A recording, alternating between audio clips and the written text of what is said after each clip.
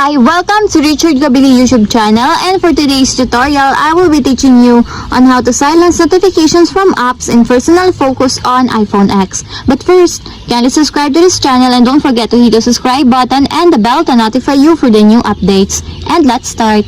Using your iPhone X from your home screen, first go to Settings. Then in the Settings, scroll down and click the Focus. Then in the Focus, choose the Personal.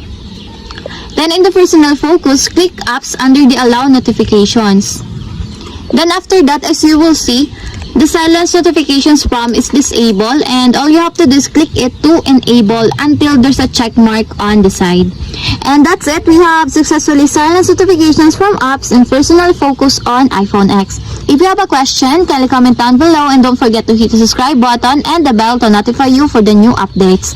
And thank you for watching!